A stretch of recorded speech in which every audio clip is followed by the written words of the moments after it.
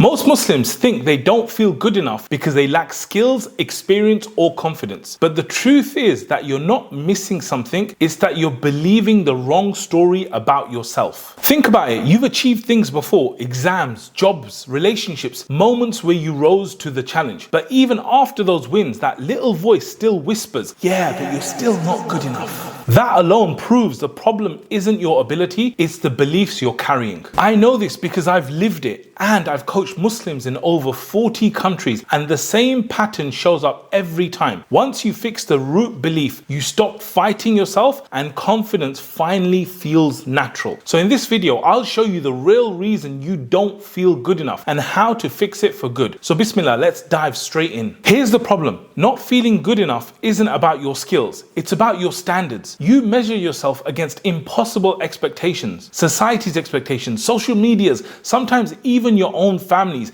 and you always come up short. It's like chasing a mirage in the desert. The closer you get, the further it moves. You do really well in the exam, but the goal is a higher grade. You land the job, but now the benchmark is a better salary. No matter what you do, the finish line keeps moving, and deep down, you never arrive. And Shaitan loves this. He whispers, see, you prayed but not perfectly. You worked hard but it's not enough. You spoke up but you messed up that one word. And you start to believe his lie, I'm never good enough. Here's the dangerous part. When you keep believing you're not good enough, you stop trying. You hold back from opportunities. You don't speak up. You self-sabotage. Because what's the point if you'll never measure up? But every time you do that, you're not just missing chances, you're teaching your heart a lesson. I can't be trusted. I'm not worthy. That becomes your identity. And once it becomes your identity, it's 10 times harder to break. Allah didn't create you to live like this. He says, indeed, we have honored the children of Adam. Honored, not average, not worthless,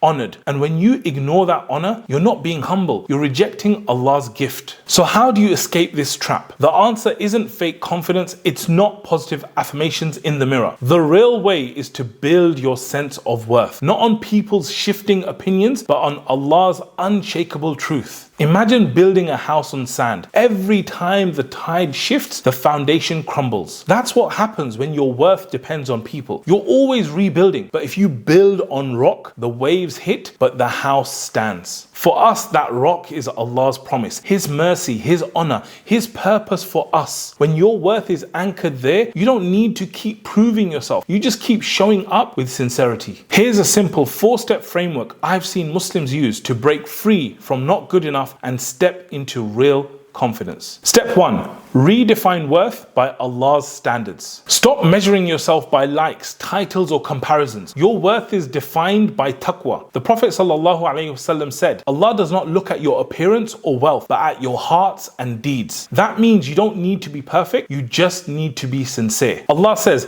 indeed, the most noble of you in the sight of Allah is the most righteous of you. Your worth is not in how people rank you, but how Allah sees your taqwa. Measuring yourself by people's opinions is like weighing yourself on a broken scale. The number will never be right. The only scale that works is Allah's. In my early dawah days, I judged myself a lot. One frown from the crowd and I'd spiral. See, not good enough. But this hadith pulled me back. Allah wasn't measuring eloquence. He was measuring sincerity, and that freed me. A practical tip is for you to think about a time where you doubted yourself, but you still showed up sincerely. That's your proof Allah values the deed and the heart. Step 2, replace the story. Every time you say, I'm not good enough, you're repeating an old story. Stories can be replaced. Allah says, do not despair of Allah's mercy. And He tells us, I am as my servant thinks of me. Change the story, change the state. The Prophet ﷺ said, none of you should die except thinking well of Allah. If the story you play in your head is despair and inadequacy, it misaligns with what Allah has commanded you to think of Him. It's like a damaged Quran audio file. The track keeps skipping at the same spot no matter how good the Quran is. That old narrative is the scratch. You need to replace the disc and the whole Quran will play differently. My damage came from school. I wasn't the smart kid, and even after success, that track played in my head. The shift was realizing I'm not that boy anymore. Allah is writing new chapters, but I had to change the tape that was playing. A practical tip is when the thought of not good enough shows up, say out loud, that's not my story anymore. Then replace it with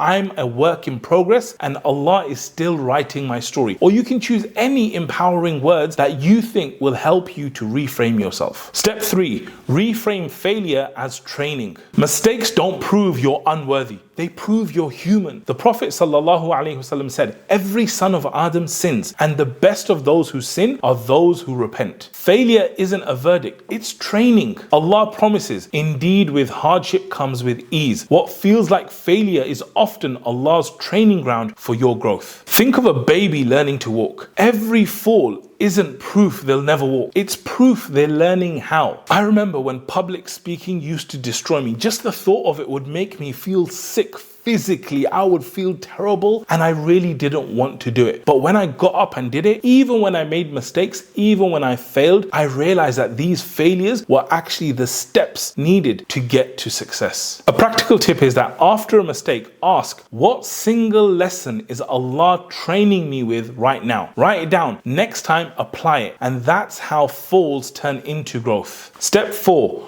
return to service. The fastest way to stop obsessing over am I enough is to serve. The Prophet ﷺ said, the most beloved people to Allah are those most beneficial to people. Service shifts your focus from self to benefit. Allah says, so race to all that is good. When you're focused on serving others, you stop racing in the wrong competition, proving yourself to people, and start racing in the one that matters. It's like staring in a mirror all day. All it does is magnify your flaws. Turn the mirror into a window and help someone outside. Suddenly you stop obsessing about how you look because you're busy making a difference. When I left my dream job at Aira, I had moments of doubt. Who am I without the title? But then I'd run a workshop, help a brother break through fear, and the doubt melted. Service anchored me in real value, not imagined status. A practical tip for you here is schedule one act of service this week. Mentor, volunteer, help family. Don't wait to feel good enough. Serving is what makes you feel it. So here's the truth to remember. Not good enough is not your reality. It's just a story you've been replaying. You need to redefine your worth by Allah's standard. Replace the old stories. Reframe failure as training and return to service. Every time you do, you're not just proving you're enough, you're proving Allah has already made you capable. Now, if you want to go deeper, watch this next video where I break down exactly how Muslim professionals are winning respect, promotions,